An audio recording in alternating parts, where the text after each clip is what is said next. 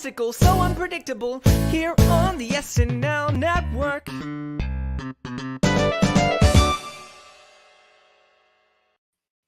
Yes, that is right. So welcome everybody to the Hot Take Show here on the Saturday Night Network. My name is John from the Saturday Night Network. So excited to be with you right after the Amy Schumer and Steve Lacy episode of Saturday Night Live from this season 48, its fifth episode.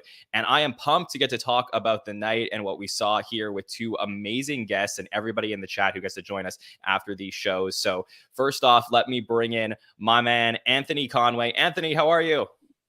I am good, John. I am good. I am really, really excited to get my hour back after this is over with. Man. I need daylight savings time to kick in, bro.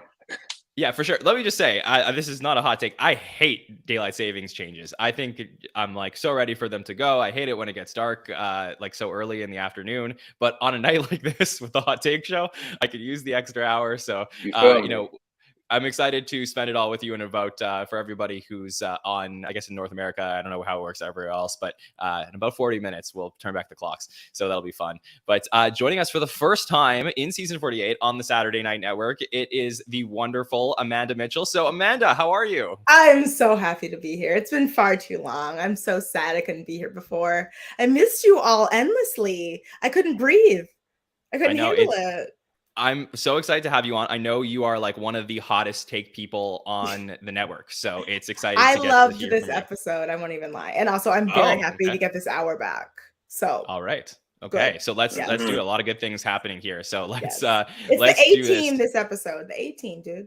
Yes, exactly. Yeah, we got Amy, we got Anthony, and we got Amanda here to talk through the A-team episode. So let's do it. Let's start with our hot takes and headlines for the night, and then we will get into the sketches from the evening. So Anthony, headed over to you. What is your hot take or headline from this episode of Saturday Night Live? My hot take is that when Amy Schumer shows up, it's genuinely one of the best episodes of the season. And yeah, I would go on the record saying this is my favorite one so far. Wow. All right. Okay. This is interesting. And Amanda, it seems from your initial thoughts you feel similarly. So what is your hot take for the night? I'm happy to see Cecily Strong back in full force in every single way. We got a great episode out of her. And also, yes, I agree. I think Amy Schumer is a delightful host. And she's had a hard couple of years in pop culture. So I'm glad to see her back and doing the thing that we know and liked her for the most, I would say. Yeah. So this is interesting for me because last week I said that, Cecily coming back, I was nervous that would be the major focal point of the previous episode. And it wasn't at all. Like she was very much like fitting into the cast. I felt like tonight was like a Cecily dominated episode of the show. And I felt like the show kind of needed it. Maybe perhaps Anthony and Amanda were a little bit higher on the episode than I was. Nothing against Amy. I'm actually more of a fan of Amy Schumer's previous episodes than I think most people are. But I did feel like tonight was not everything fully hit for me. And I felt like if anything, Cecily actually elevated a lot of the material tonight. So like I've been really impressed with her return. And I think if she was gonna, take over in the way that she did tonight, I think it's better that she does that in episode 2 of her return than episode 1. So that's sort of like how I process the evening. But I really want to get into these sketches and talk through everything that we saw this evening. So let's jump right in and chat. I want to get your thoughts as well. We will put them up on screen as we go. Okay, let's start with our cold open tonight. And we open on James Austin Johnson as President Joe Biden, his 7th appearance as Joe Biden, the first since April. And last year, that was such a common thing. We were seeing Joe Biden so much, but it's really been, I guess, like 7 months since we've seen JAJ as Joe Biden. And this time he is there to talk about bold ideas for the Democratic Party, where he's going to bring in different people who he thinks could run and be candidates. We get Chloe as Marianne Williamson, Molly as Guy Fieri, Marcelo as Tekashi 69, Cecily as Stormy Daniels, Ego as Azealia Banks, and then Keenan plays former SNL cast member Tracy Morgan, the second time we've ever had a cast member play Tracy Morgan. We had Jay Farrow in season 39 play Tracy as well. So Anthony, I'm going to go over to you. What were your thoughts on how SNL handled the midterms with Joe Biden and his bold ideas tonight? All right, I'm not going to lie. I think I got so much of JAJ doing Biden last season that when I saw the presidential seal pop up, I was a little bit like, oh, like I kind of don't want this. But I did think that like, some of the co-stars that popped up throughout, I thought they were fun. I really enjoyed Cecily. We already mentioned it, but I think like, she really like popped in and was super dominant throughout. And I thought that she was a lot of fun there. I really enjoyed Keenan's Tracy Morgan. Sounded nothing like him, but like just had the cadence just slightly there with like the most ridiculous lines. Like you can't like it's Keenan just being like the closer, which I really enjoyed. So yeah, it wasn't my favorite cold open, just because I kind of started from a place of like, okay, like here we go, with like the same kind of routine thing. But I did enjoy seeing like a lot of the cast members popping in throughout. And another shout out to getting the Azalea Banks moment. I thought that was funny as well. Yeah, that was pretty good. And I would also say, I want to point out Ken in the chat, one of our friends who's always in all of our chats, who mentions how short this cold open was. It was only about 4 minutes, I believe, from, and we'll get the full timing from Mike Murray during the week. But, short and sweet is the way to do something like this, I think, if you're going to be doing it. So, Amanda, how did you feel about the cold open we got tonight? Yeah, I was glad it was short.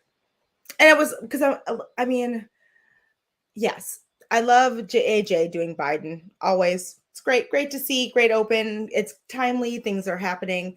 I just felt in the long scheme of the entire episode, I was like, okay, it was real short, thank goodness. Which sounds really bad. Yeah. But like it just felt more like we want to slot a bunch of impressions in right at the top so we can get them over and done with, because like the election's going to be over in a few weeks and we won't be able to pull these out over and over again. In my opinion, also because I've been rewatching 30 Rock, I don't know why we haven't brought Tracy Morgan in to be Herschel Walker, but that's just me, because they had the whole run in the later seasons where there's Tracy manages to look like a character who runs for public office, who basically is Herschel Walker. So I'm just saying, Lauren, it's right there. Here's a free idea. You can pay me $200,000 for that idea. That's interesting. I don't think I've seen that anywhere. So that's a smart idea. I do like that. Now, let me just dive a little bit deeper into this with you, Amanda. From what I remember from last season, or actually, I would like you to just remind me, how do you generally feel about politics on Saturday Night Live? Oh, I love them, except that I feel like the older and longer it runs, the more I'm like, whose politics are these? Like they're just they feel very all over the place. And I just sometimes I'm like, there's so many other things that have happened in politics that we can run off of than just doing another Joe Biden sketch. And maybe that's just me. Well, let me for sure. And let me bring Anthony into this one while we just wrap up our discussions of this sketch, because for me, I really felt like there wasn't a strong take here. And I think that was my biggest problem with it, is that if the concept of the cold open is going to be, okay, we want to bring out a bunch of impressions, that couldn't have been it tonight, because these were all random impressions that were like, who can do this person? Like, what would be funny to bring it in? So like, that didn't really feel like the concept, right? So now the concept we have to take 2 steps back. Okay, now the concept is Biden has bold ideas. But is that like anywhere near reality? Is that like how people feel about something? Is there a take there? Like, I'm still not seeing where to do a Marianne Williamson in 2022. I'm sorry, that was 6 years ago.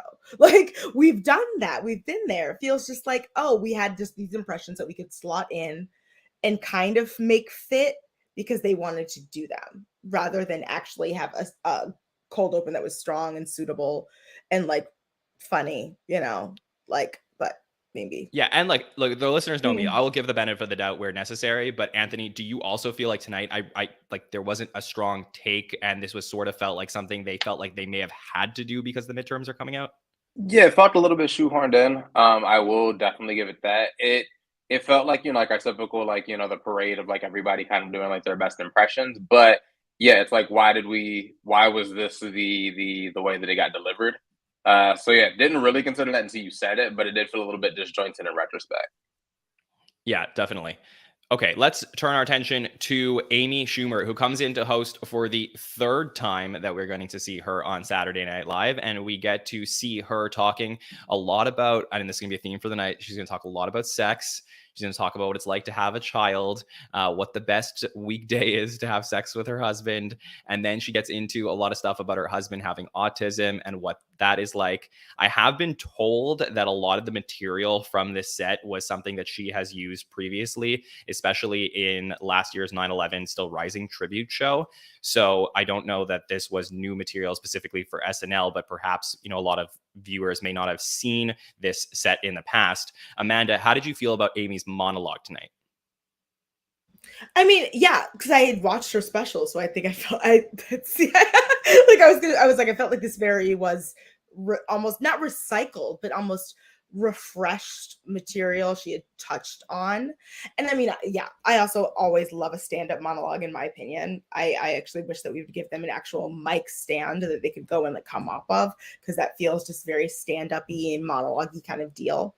I mean, I enjoy hearing Amy's perspective on her husband and her marriage and being married to a neurodivergent person, and especially I believe he was a late diagnosis in life neurodivergent person, and all of that. And I think I thought it was very heartfelt, and interesting, but also, in my opinion, I'm kind of let Amy run for, it was what, 7 minutes?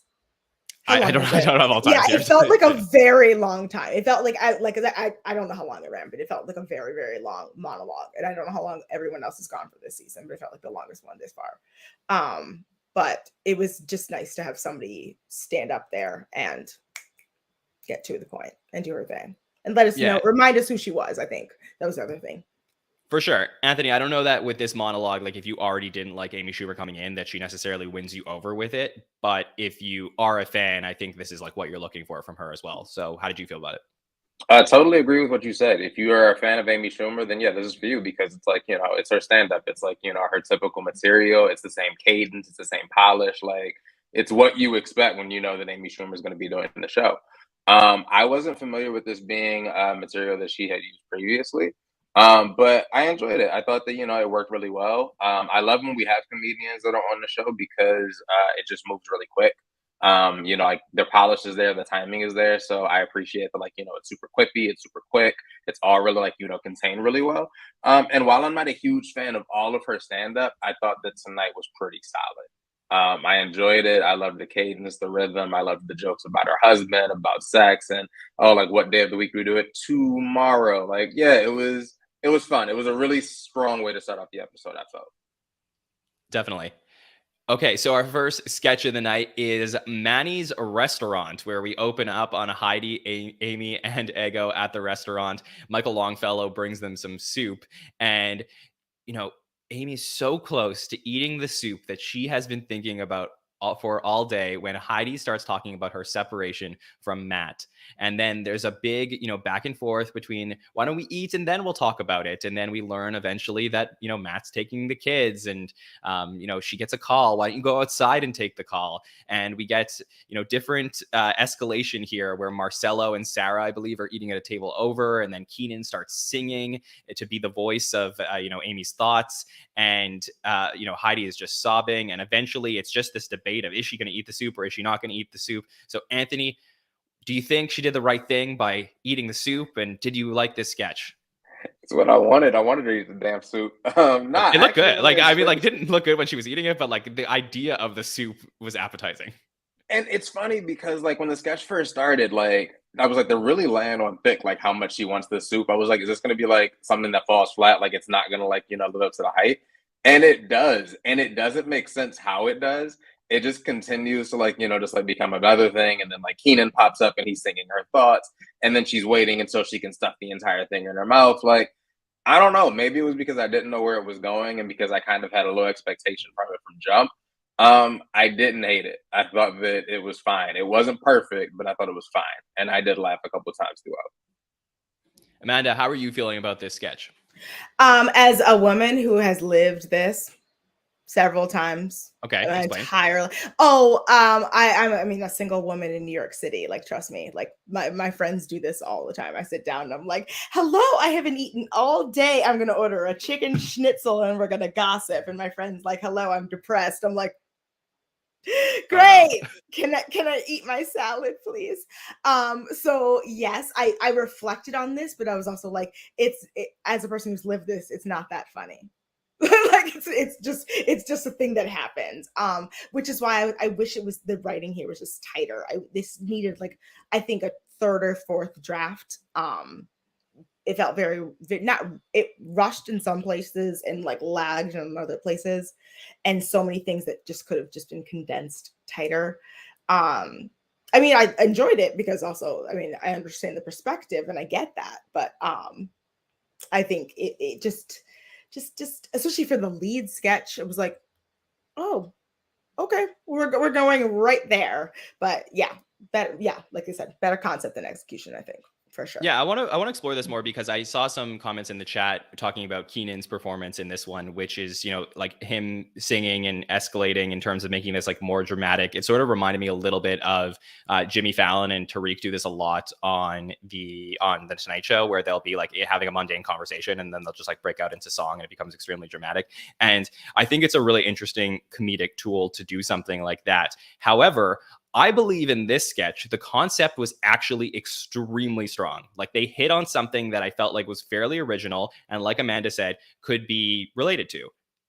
But I think that they may have stretched themselves too far when it came to bringing out Keenan and making it almost a little bit silly, because I think that the dramatic tension of her trying to eat the soup was something that was so interesting to me, at least from watching it, where I was like, the writing here, like it felt like the concept of the sketch was extremely strong. And if they just had like one more extra rewrite on that to, like Amanda said, tighten it up, I think they had something really great here. I just don't know that it fully like went over the goalpost for me. Like, I genuinely could see this as a recurring sketch with that whole concept of like these kind of mundane life experiences you have with your friends, where they come in and like you really are looking forward to do something, and they're like, they derail the entire thing with, yeah, I love that. But either cut the Sarah Marcella part and get straight to Keenan, or just tighten it all up in general. So yeah, and I don't mind the use of Marcelo and Sarah at the other table, because I find that adds the disparity between what's happening, which is like, that's the heaven, that's where I want to be. I want to be eating the soup over there. So I don't mind that as much, but I felt like the focus was sort of taken away and put towards Keenan, who did a very good job in this sketch, but I don't necessarily felt like it didn't all come together in exactly the way I wanted it to. But this is a sketch I definitely would love to explore more throughout the week. Okay. Next, we're going to move on to our COVID pre-tape, where, it's like SNL tackling COVID. Okay, we've seen this before, but, it's a little bit of a flip on this time, where this time people want to get COVID. And maybe there's some truth to this, because in this case, we have Michael Longfellow, Sarah, and Heidi. We have Cecily doing the voiceover, where they're all talking about how they want to escape from their lives, and their doctor suggested that they get COVID. And we see the COVID always positive home test, where they can find a way to get away from things that are happening. So Andrew Dismukes also appears in this one as a husband. Anthony, how are you feeling about this COVID pre-tape we got? I thought this was excellent. I thought that, I mean, I love when they do a pre-tape that, just feels like super relatable. And that's what this one feels down to a T, which is just like, there is that point when you think about getting COVID, you're like, I ain't got to like go to stuff, and like, I can like, stay in the house. I can chill. I can like get caught up on a couple of movies. I can binge a couple shows on Netflix. Like I have a positive COVID test photo on my phone.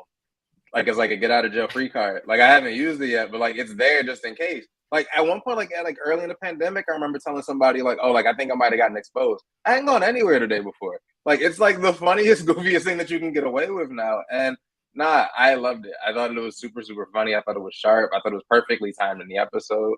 No notes. I thought that was great. Yeah, it's so fascinating to me, because like it's very true. Like I remember thinking a few days ago, I was like, like, remember when like just like everybody was at home? Like that was kind of cool. And it's like, it's like when you're in it, you don't want to be in it, but when you're out of it, it's like, okay, that was like, we all like went through this thing together. And I do think like it was I'm sure, like, because the concept seems like so straightforward, I'm sure that this has been brought up as a concept before somewhere, but like I personally just like haven't seen it executed in this way. So I thought it was pretty clever. Amanda, how did you feel about it? Okay, I have really mixed feelings about this one. I really do. And Okay. I think in retrospect, 'cause in real time, I was like, oh my God, that's so funny. I would love to catch COVID right now, knock on wood, because I am so tired. I would love to have a reason to not be doing work or be at my house, just in home. But also I have a lot of, friends who, if they caught COVID even now, would die.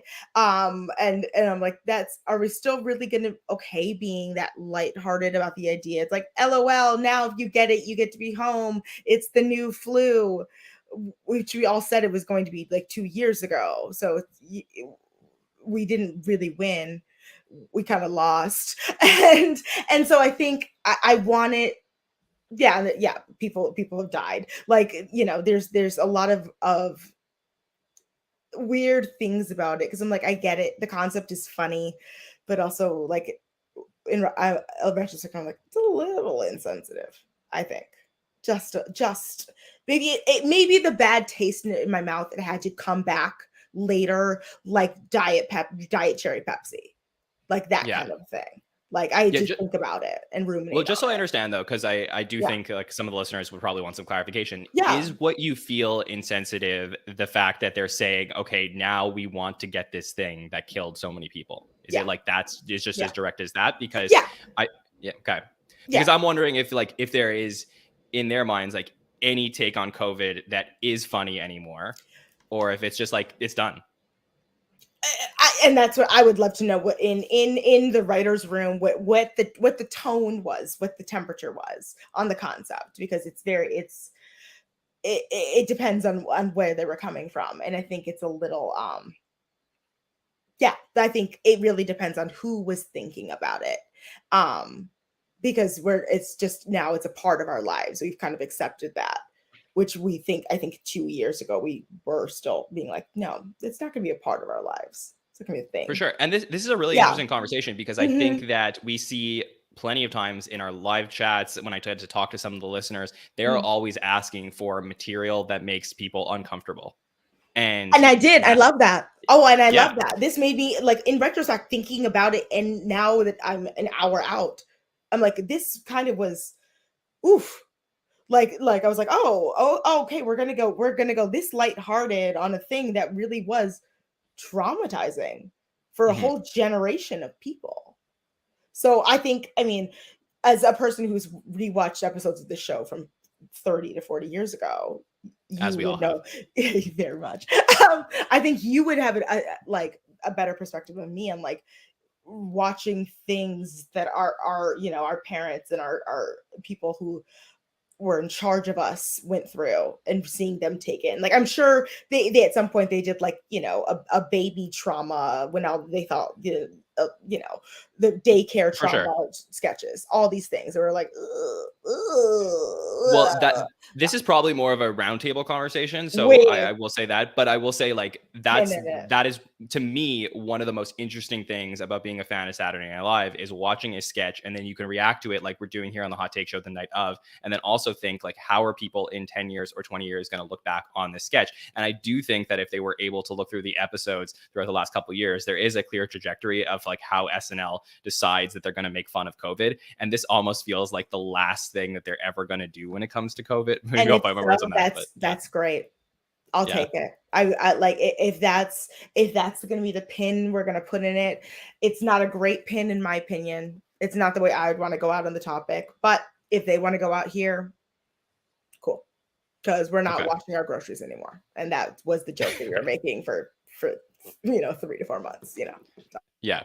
I don't know how I'm gonna explain that to my kids one day, but let's move on to our next sketch, which is the courtroom sketch. And from my understanding, this was a cut sketch from last season, so season 47, where we had Gerard Carmichael come in to host one episode. in the second half of the season, written by Celeste Yim and Please Don't Destroy. And this was a sketch that was there where instead of Marcelo, we had Mikey Day, who was being, I guess, like in the chair being talked to. And I believe it may have been 80 who was playing the judge instead of Keenan in that sketch last season. But now for this sketch, we open up on Andrew Dismukes as the counsel, Keenan as the judge, and Heidi asking Marcelo if he had called the police. And we're starting to wonder what's happening with this case. But it really turns to the jury for this sketch, where we get the trio of Amy and Bowen and Sarah all talking during, like, on the jury when they're really not supposed to be talking. And we get some really fun lines and back and forth with Kenan Thompson as the judge. In particular, the line about Taylor Swift, this is not a song from Midnight's, this is a song from Fun, the Jack Antonoff stuff, really got me. We also have some fun stuff with Amy with the knife when Devin Walker comes in as the bailiff. So, Amanda, would love to get your thoughts on the courtroom sketch, and chat, let us know what you thought as well. Okay, so I rewatched Little Shop of Horrors a few weeks ago, and I realized there's nothing more than I love in comedy than the trio of people as a Greek chorus. Like, it's that to me is peak comedy. I loved this purely on this is just a sketch and I'm amused, and I was so happy to see so many people together. It felt like a weak premise that was supported by really great performers. And that, to me, in an episode like this, I'm like, this kind of, I say, I feel like every episode I come on, I'm like, this episode was a showcase for this person. This episode was a showcase for just everyone who was like, let's just have fun. Let's just have fun. Like, it felt like everyone in this sketch was having fun.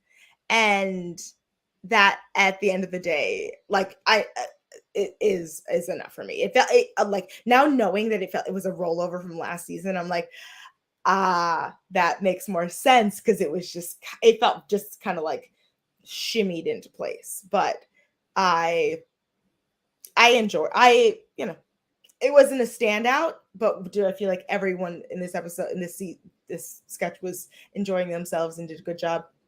I do. And also, I love seeing Mikey Day in general. Just same. Yeah. Okay, Anthony, how did you feel about our courtroom sketch we got tonight?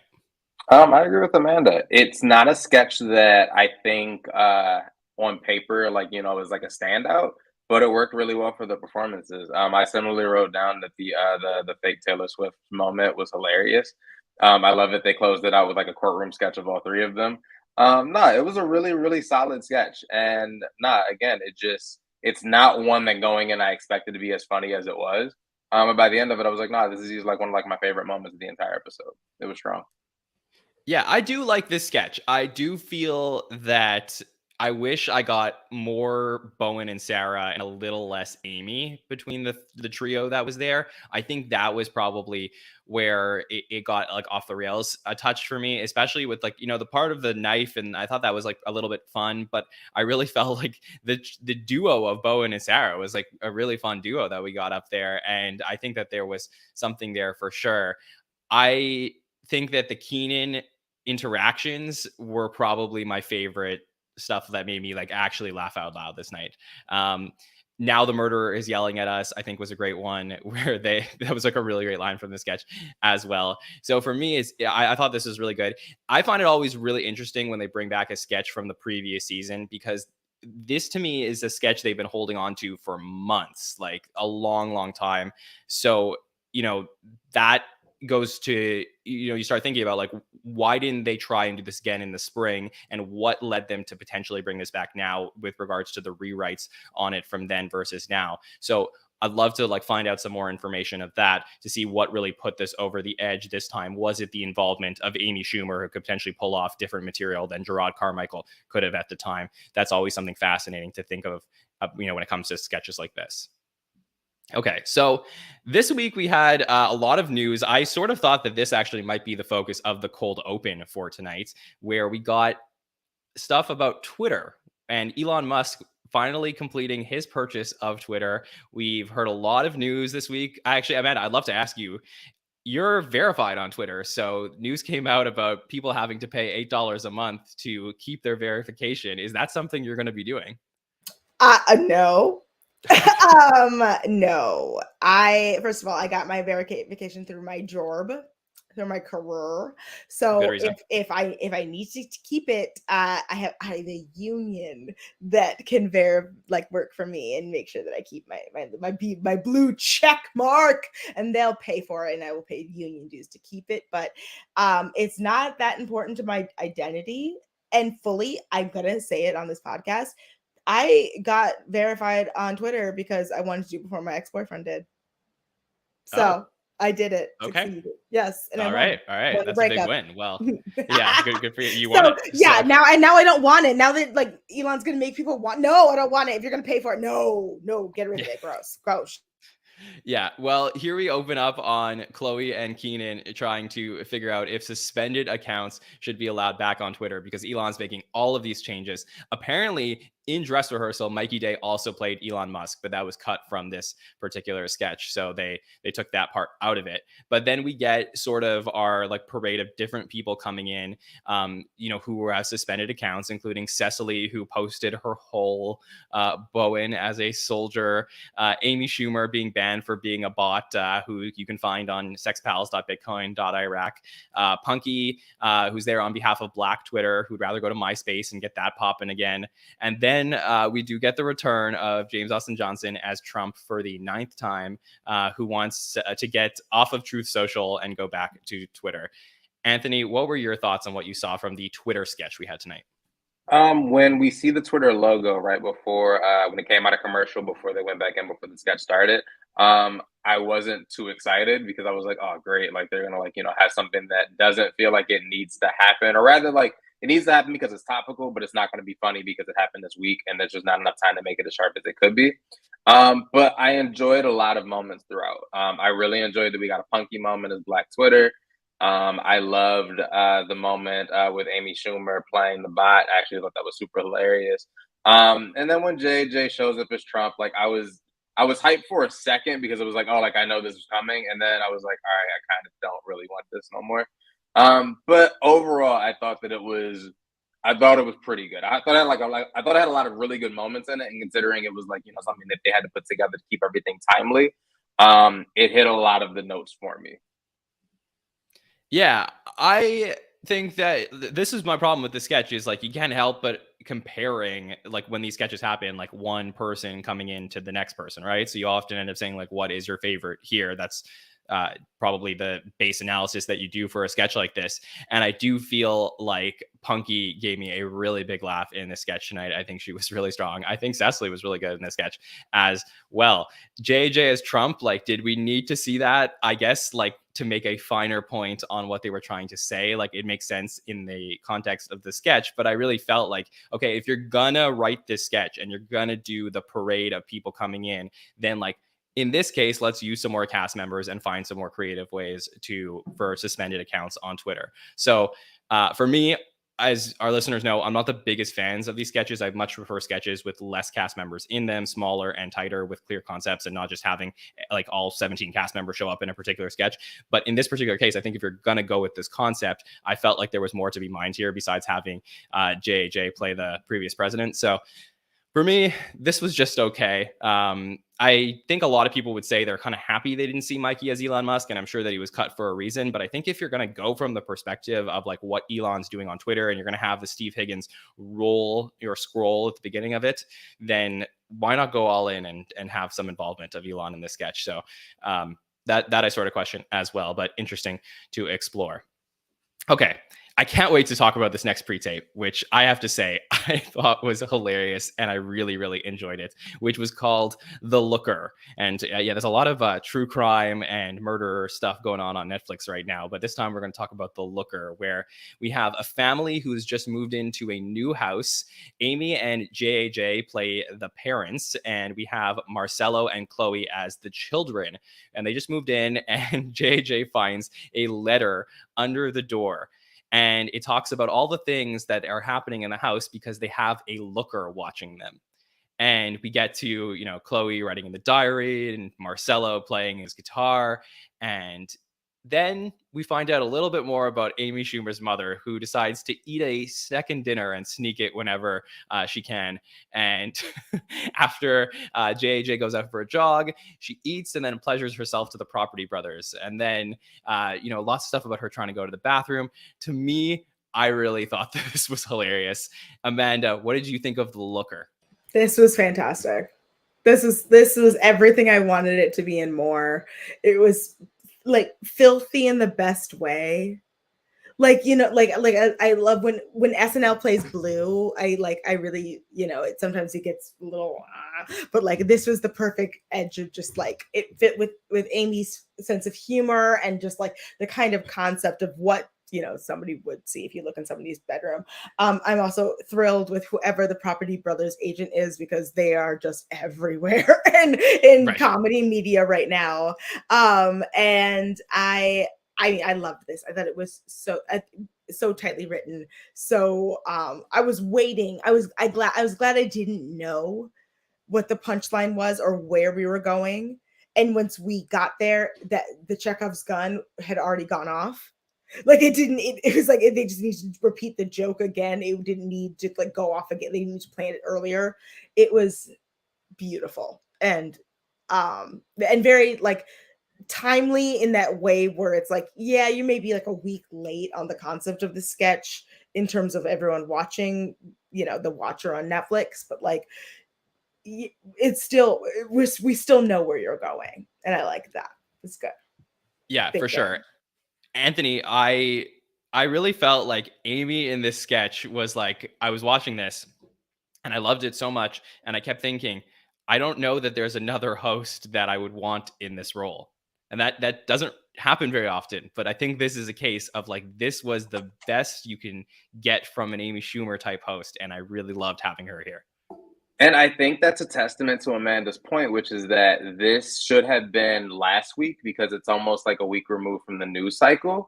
But it only works because Amy Schumer's performance is so good. She carries the entire thing, putting up Jordan numbers. Like it's a really, really good sketch. And her back had to be hurting by the end of it because I'm like, it's all you. But no, it was so bizarre. You don't know where it's going to go. I really, really enjoyed this one. There are a lot of moments like this, and like I said at the top of the show, it's Amy. Like it's like like that's just like her fingerprints are all over so many of the strong points I think of this episode. And this is just one of those really big moments. Yeah, see, this sketch reminded me a lot of the stronger material we got from the first couple times that Amy hosted the show, because I think if you go back and you watch those episodes, there's some really good stuff in there. And this felt like a lot more like the stuff that we saw there. But I couldn't stop laughing at the Amy goes. I mean, there were parts that escalated that were very funny, but the fact that she goes and eats an entire second dinner made me laugh so much because my dad does the same thing when my mom goes to sleep. So I just like could not like relate to this more. Like it's like clockwork. Like the second my mom goes to sleep, my dad is in the fridge. So like if you could personally relate to this, this was amazing. So I would say one of my favorite sketches of the season so far was The Looker. Really happy that this was in here. Okay, so we had Steve Lacy performing tonight, and I'm just curious. I'll get quick thoughts from the two of you if you have any Steve Lacy thoughts. We had Bad Habit and Helmet being performed tonight. Air Conway, are you a fan of Steve Lacy?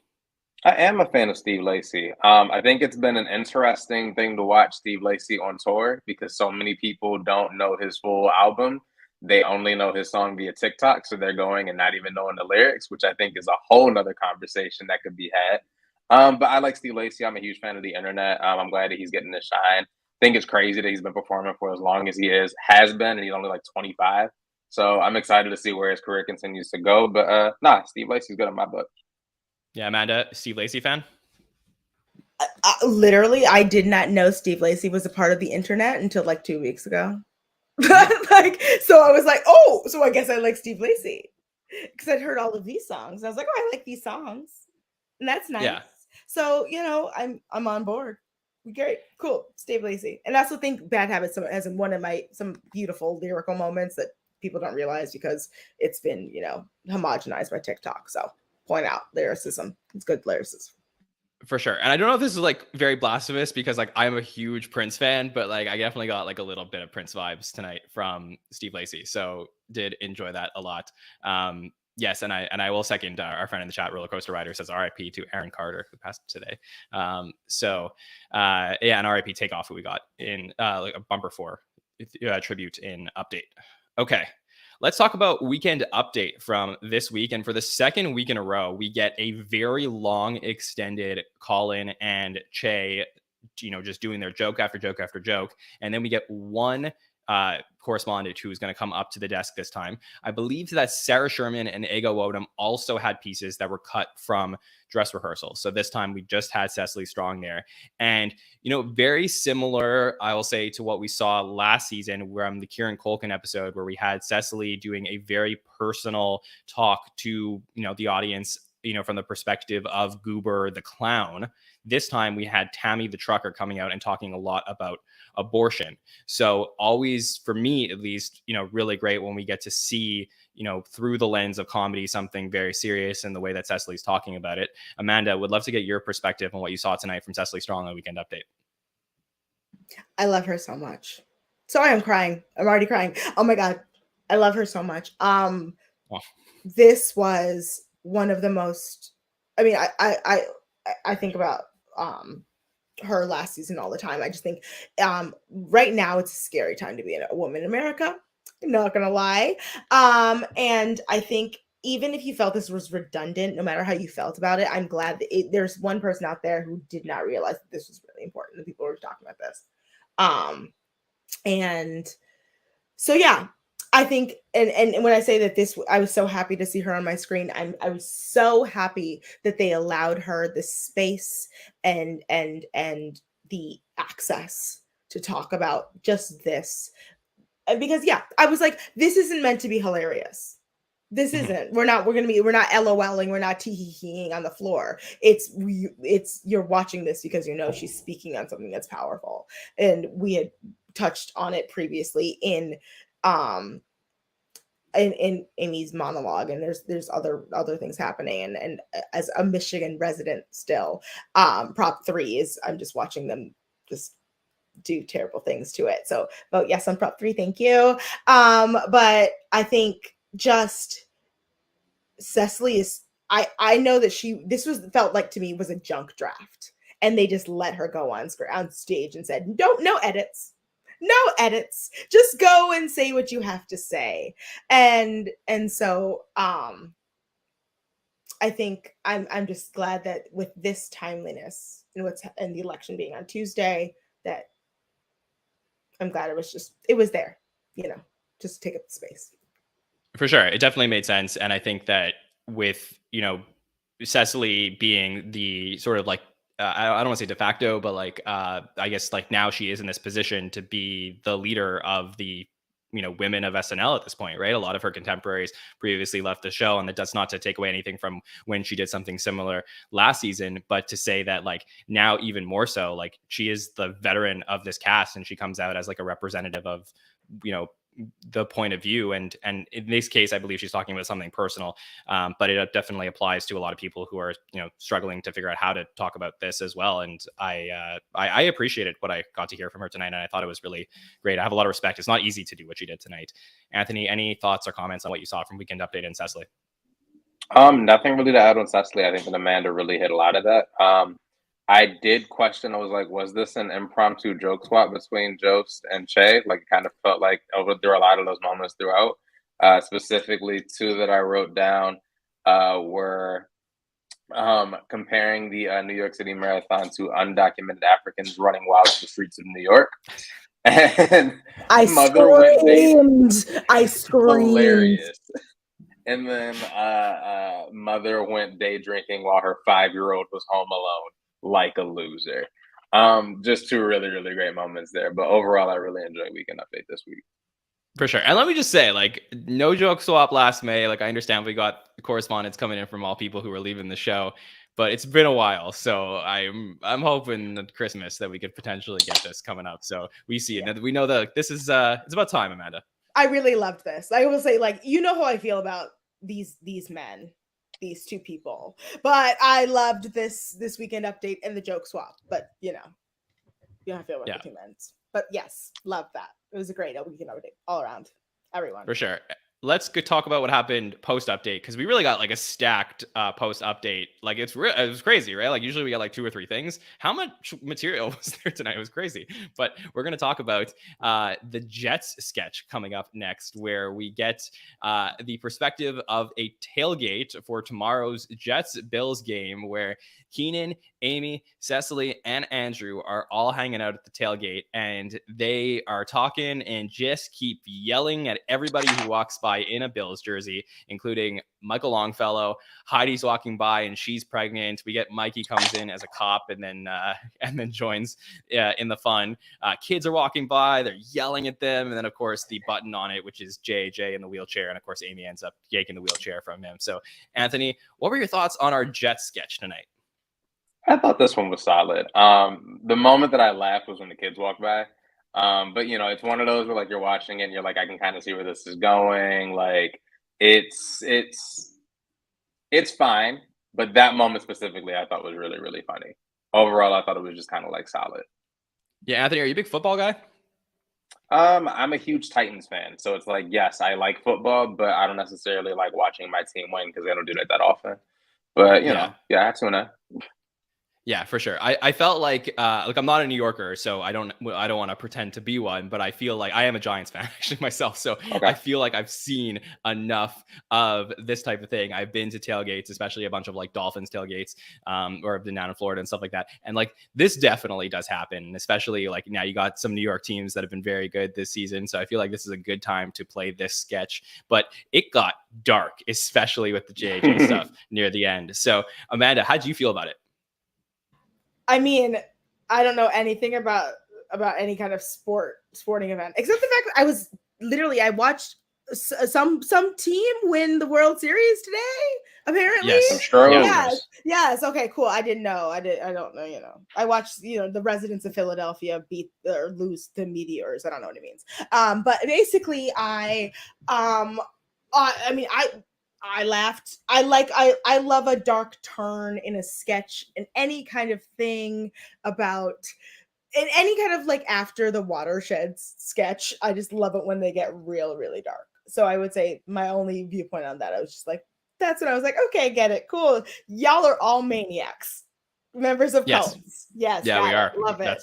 That's us football fans. And I believe during tonight's Notre Dame Clemson game, they actually cut to, well, what are you saying, Matt? Here, you don't want to be talking about college football. What does that mean? I don't know what that means. Okay, well, during a college football game tonight on NBC, they actually cut to a live shot of dress rehearsal where they were going to show a little bit of this sketch. So, a lot of people knew that there was going to be a Jet sketch coming up tonight, and there's a video going around on Twitter of them cutting to this. So I thought that was an interesting thing that SNL did tonight during NBC's previous content throughout the evening. So that was fun. Okay. I really did enjoy the sketch. I thought this was pretty good. And I think that, like I said, the JJ in the wheelchair thing really did that for me. I thought that was really funny. And then I do like I think if you go back and watch this, one thing I would recommend, and I can't wait to look at this on the rewatch tomorrow, is the point where they're yelling and you don't see who they're yelling at, and there's like this delay, and then it's like the kids coming out. Like that is really strong comedy where they decided to like keep that space, because dead air is like really scary when you're doing sketches, but then to have the kids walk out and get that big laugh, like that really worked for me. So this was super accurate, and was happy to have that in there. Okay. And then we get a pre-tape called First Dates, where we get to hear, there's a couple, Amy and Mikey, another couple, Ego and Devin, and then Chloe, who are all talking about Pink's period underwear and talking about how this is new and going to replace the tampons of the future. It comes in different sizes, regular, super, tremendous, and biblical, if I understand correctly. But the only problem is that Amy and Mikey are walking together, and then all the dogs keep smelling her crotch, and the monkeys start growling, the eagles are swarming. Amanda, did this work for you? Okay. Oh my god. For this sketch is like 6 years too late. Like it makes me Why? so because What happened 6 years ago? that's when they all for this whole phenomenon started of period underwear. It's like 6 years ago. Okay.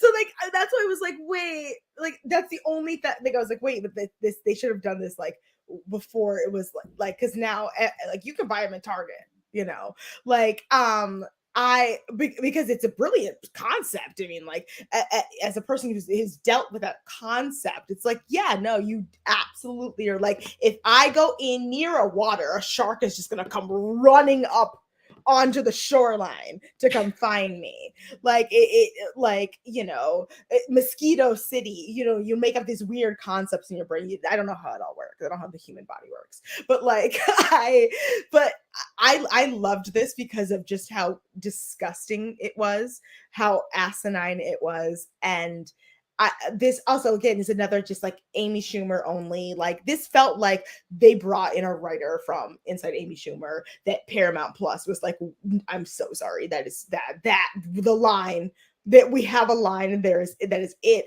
And they said NBC, y'all can have this one because it's to me this is perfect in just a very gay, like leaning to the female gaze, leaning to like the weird parts of life. And yes, also when period underwear exists and a lot of women, you know, are wearing them. So, or people, feminine. I didn't, yeah, there. Well, I appreciate that perspective, obviously. And but by the way, for those who if those who haven't checked, we have officially fallen back. So Yay! Okay, happy. Yes, it's now 1:00 in the morning again.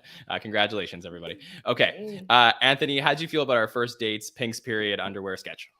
I was surprised, similarly to Amanda, that they were doing a spoof on the Thinks period panties now, because I'm like, that was like something that was like crazy in 2016. So I'm like, y'all are like definitely like, you know, kind of like going back in time and like, you know, turning it into something now. But the sight gag of the dogs was really, really funny. And again, it's Amy's performance, like that really like made that and really sold it. So nah, I thought that was funny. Yeah, that was really great. I actually think it was the monkeys growling for me that really did it. And like I did like the escalation on that. So yeah, this was good. The pre-tapes tonight I think were extremely strong. So again, really great. And Amy's work in the pre-tapes, like it goes to show you that she's just very talented there. So okay, so now we get this was interesting. Okay, let's talk about WKTVN News. We open up on Ego and Heidi as anchors, and a local fire has displaced people from their home. And we get Michael Longfellow's Chance Armstrong interviewing Cecily, who woke up from fire smell. And it turns out that her cousin, Amy, did it because she's upset that she wanted to get with her husband, who is played by Bowen. And then we get some other people coming in, including Molly coming in, and they try and show a trick where they breathe in. We get JJ coming in with a very different look than we're used to seeing James Austin Johnson with the long hair. Marcelo comes in as well. A lot of look what I can do. Eventually people apologize and the three cousins kiss and make out. So yeah, Amanda, how did you feel about this one? Yeah, what did you just say? There were so many words you just said, and I completely blacked this entire sketch out. Like I don't have any recollection of this. It's been less than an hour. How did that happen? It's not even been an hour. We're back in time. It's been 15 minutes ago. So I mean, well, yeah. My thoughts on this is that it didn't exist in my world. How about that? Okay, that's fair. Anthony, did this do anything for you? The new sketch. I think Roller Coaster Rider got it right. SNL owes Mad TV a check. It was weird, and like I couldn't quite put a finger on why it felt so strange, but yeah, it just felt like a very like mid 2000s, like late 90s, just weird like sketch. It felt like an episode of like Rick and Morty come to life. It's like I don't know where this is going, where this came from. Do we know who wrote this? Like, do we know? Not right now, but on Monday I'll have that for you. Man, it was a very, very strange sketch. I didn't quite know what to make of it. I definitely like laughed a couple of times. But it was weird. How did you feel about this one, John?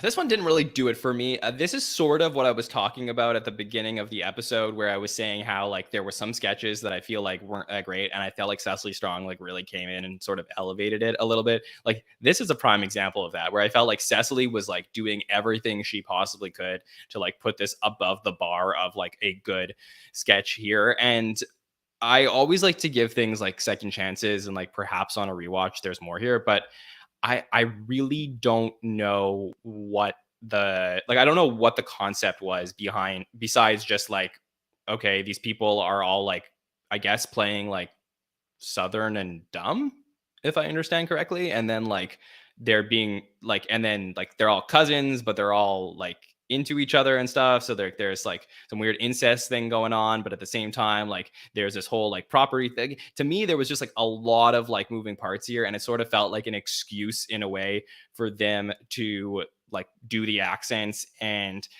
I don't know, like to me, I know some people in our chat like didn't necessarily love it as much, but I felt like last week we had this Joker sketch where they're all doing Southern stuff, and to me, like even if it didn't fully click, there was like a clear concept there.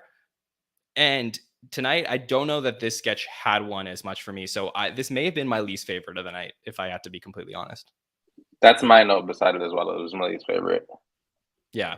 I mean, I erased it from my brain, so. Yeah, exactly. Well, though James Austin Johnson, like I said, gave me a very good laugh with the long hair, and Cecily did a lot for me here. So that's what I could say as good things from it. Okay, then we get to big penis therapy. So I feel like this is like one of those things where I forget what the term is called, but like maybe like where, you know, like if a TV station has to give like Democrats a certain amount of commercial time, they also have to give Republicans like the same amount of commercial time. Like that's what this felt like here, where it was like there was so much like female genital talk throughout the night, so they had to do male genital talk as well. So we got big penis therapy, where Amy and Andrew and Sarah and Ego are all sitting around like playing a game of Uno, and it's a, you know, it talks about how Andrew as Glenn is so competitive, so he decides to go to big penis therapy, and just a lot of talks about, you know, long dongs, big penis stuff. And Andrew eventually gets angry and flips over the table once he realizes he's losing the game. Anthony, how'd you feel about big penis therapy? This one was ridiculous. It definitely, like, you know, I thought I like Andrew Dismukes a lot, so I thought that like just his delivery and like the cockiness, you know, no pun intended, of him like leaning back, like, oh, like, you know, it's a thing, like, yeah, you got to go sometime. It was really really funny. I thought maybe we caught Amy Schumer breaking a little bit after he flipped the table over when she goes to cover her mouth. I like this one. I thought that it was funny. No, I really like Andrew Dismukes, so I kind of like just roll with him on this one. Yeah, I sort of felt the same way, where like this to me had, you know, we've been comparing Andrew Dismukes a lot to Will Forte. This sort of reminds me of like a Will Forte concept that is just like only works on pure just adrenaline from Will or Andrew in this case, where they're just like pushing the thing as hard as they possibly can. Amanda, how do you feel about big penis therapy? I dated this man. Okay, tell us more. Like literally, I dated like Andrew just me scared. I dated that man for like 3 years in college. So yeah, this is actually something that I did. I got that man into therapy. Thank goodness. You're welcome to his wife. To his wife. So you're welcome. So because I literally basically was like, absolutely, like it's really hot men who are in therapy. Yes, like wow, really sexy. It worked. So I'm just saying this is rooted in a deeper concept that's, you know, much bigger than me. But I thought I love Andrew Dismukes, and I'm like quietly coming into like just acceptance, I guess, is the, for lack of a better term. And I think he's so funny. I think he's so charming. I think that baby face really like allows him to get away with pure menacing, just absolutely absurd behavior. And I thought that I'm glad this was so short. Like it was, you know, like four like maybe like 5 minutes, and I loved that. We got to the concept really fast. I think it in general speaks to a larger concept that I don't think they realized that they were hitting on, but in general, I think also, yeah, this is another sketch that was like, we could do this because Amy Schumer is here. You know, we have the real estate, we have the people. I don't know if there's anyone else this season or even last season who I think could really handle the female straight female like lead here other than her. But yeah, like you said, I think the perfect way to say it's like just to balance out like the human anatomy conversations. We had to bring one real thing just to be like, one for you guys too, yay! So because we're gonna end the show on something else, one more female thing. So it's good.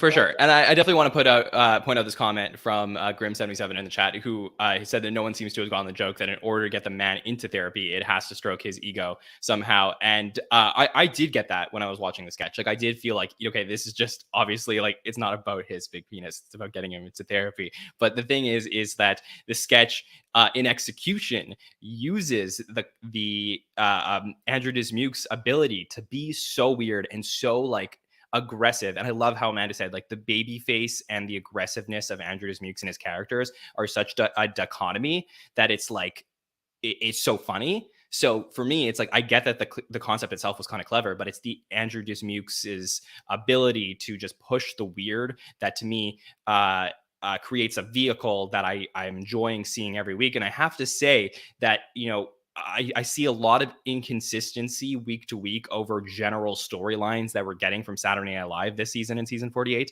But Andrew Dismukes getting a sketch in every single week that's kind of weird. I mean, that is amazing. That's like one of the best storylines to come out of the early part of season 48 is that they're really giving him a chance. And that's what I want from this show. So that was great to me.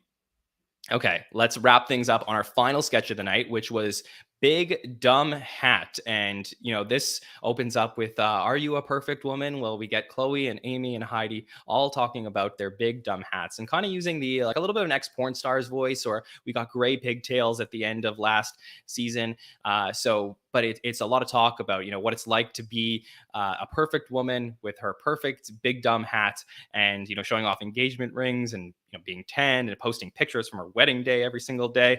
And then finally, we get Marcelo coming in, who comes in to get a little bit vulnerable as you know, a little bit of a side thing going on to this sketch. But Amanda, how did you feel about our final sketch of the night, Big Dumb Hat? I can't think of a better way to end such a female-dominated episode. It was perfect. It was so stupid. Also, I'm really mad because I have two dumb hats and they're in my closet. They should have worn it for that. I know, but they're usually in here. They usually like, actually live up here. I moved them the other day because I was cleaning, and I'm so upset because I have two. Like, I would have layered them, worn one on top of the other for, like, you know, I love a side gag on this podcast. Of course, yeah. So I'm upset. I'm so sorry. Please forgive me, listeners. I love you all. Next time, don't send me to jail. But I know this woman so well. When they said the line about I've posted like so many photos from my wedding, I shrieked because this was so funny. This was also a beautiful showcase for Kate. Not Kate. Oh my God. Why did I say Kate? For Chloe. I mean, it felt like Kate could have been in this. It felt like a Kate. It felt like it felt like just very like, yeah, like an 80 Kate, like, you know, last ending period. But like for Chloe and for Heidi and for Amy, just when they brought the hat out, the hat kept getting bigger. I was like, it's so baseline, but it works perfectly to end the show on this note. Like, sometimes SNL has a tendency, we talk a lot on the show, like to just be like, here's the last sketch and there we go. Wow. This was a very strong, weird, very funny. We know this person just taking on the pumpkin spice Pinterest girl and just like really expanding her to a character and see, thank you. Wow, good timing. And I really just enjoyed a lot of this sketch. And I've also have a friend who like is like a travel girl. Her entire Instagram is brown and beige, and she wears a lot of big hats. And I'm going to send her this and be like, you've been caught. This is good. Yeah. Anthony, I happen to be noticed that you are wearing a hat. So how did you feel about the sketch? As a person wearing a hat, I really, really enjoyed this sketch about big dumb hats. It reminded me at first a lot about like the Moe Shandon sketches that we got a couple years back, just like like the dull monotone, just like delivering facts. But I really enjoyed it. The stereotypes of like the fall white woman who's like I got to break out the plaid, I got to break out the brown, I got to break out the largest hat in my closet. And I really loved the button at the end of it of dumb little dog. I thought that was funny as hell. I am a sucker for a good sight gag where you can kind of see it happening, like in the background, and seeing them get these progressively larger hats on Amy's head was funny as hell. Nah, this one hits a lot of buttons for me. I thought it was a really strong way to end the show. Can I actually sure. add one point onto that? Because when they zoomed into Heidi, I knew there was another big hat coming. Yeah. I could feel Heidi adjusting to her mark. Mhm. And I was like, oh, there's another thing. That's what I love about live television. I love about this show so much. Truly that. I agree. And I'll say, first of all, props to the props team who put together just those hats were really great. For me, I think I've seen sort of, like I said, this concept before, so it didn't necessarily like wow me in any way. But I think to Amanda's point, like I probably enjoy it more in, like looking back on it because it really does fit in with the vibe of the night and like Amy's night to just, sort of like end on something like this. It sort of makes sense. And I do think that the team of Heidi and Chloe is a team that we don't always get to see and is kind of fun to have together. So I think this was probably better than I gave it a chance on its first watch. And I'm excited to rewatch this one tomorrow.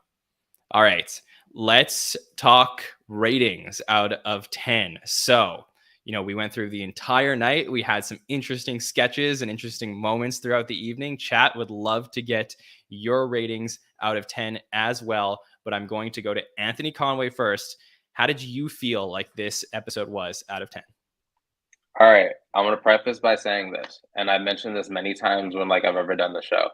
I love when a host comes and they want to play. I love when they come and they're ready to collaborate. I love when they come and they want to throw paint on the wall.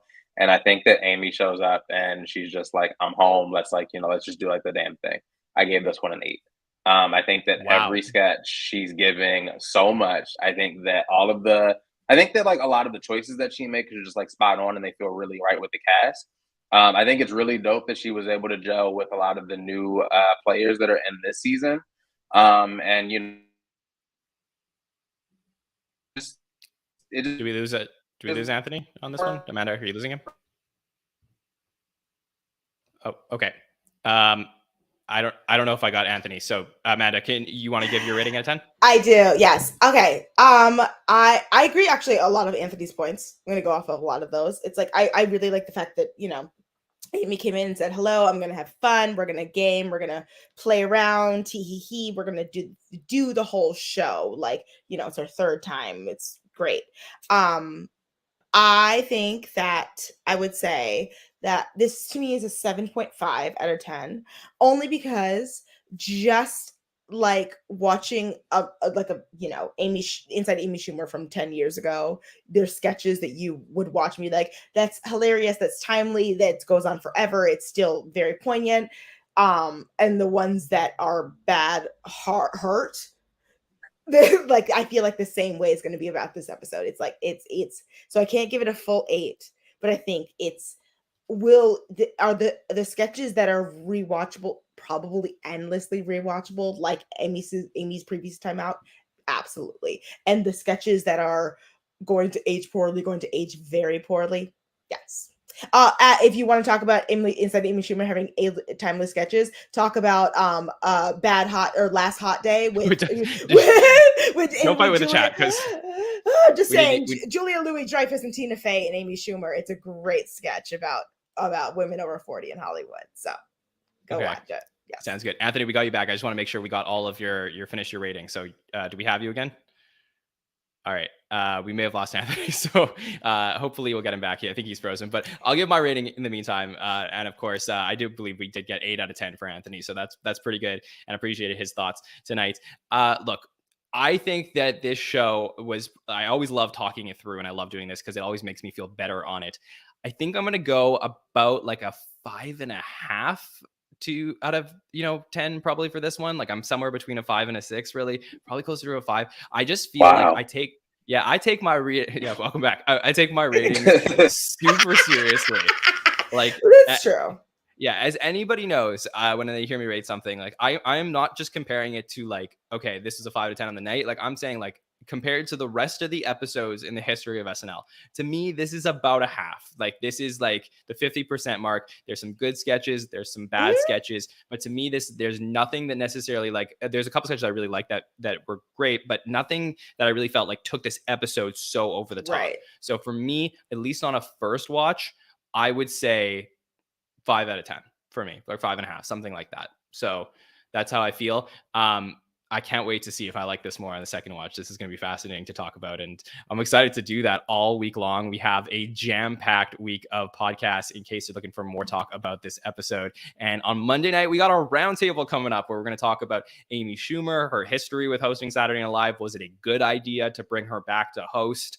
We will discuss that. How will this episode will be remembered? How will the sketches be remembered? Are they going to age well? Like those are things that we're going to talk about on Monday night on the roundtable. A lot of numbers questions tonight. I want to give a big congratulations to Cecily Strong as well, who ended up passing Fred Armisen tonight to be the third most sketches in the history of SNL. So we got Kenan Thompson, Phil Hartman, and then Cecily Strong, third most sketches in the history of Saturday Night Live. So congrats to Cecily Strong tonight.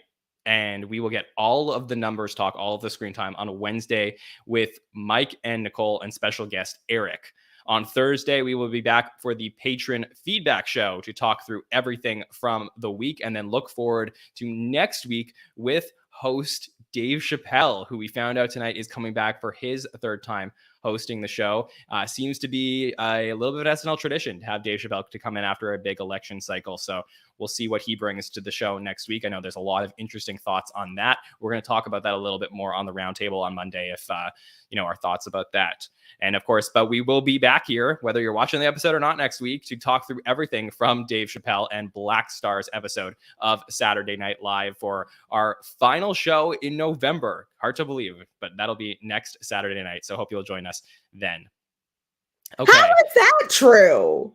Yeah, what? That is very true. Yeah, we've got a couple weeks off and then 3 in December after that. Hard to believe, but it's been a busy fall. So, Amanda, thank you for joining us. What's been up with you? Where can the listeners find everything you're doing? Have you been podcasting? No. I've been too busy. Welcome back. I've been too busy doing. Literally, it's the first podcast I've recorded in my new apartment. Welcome.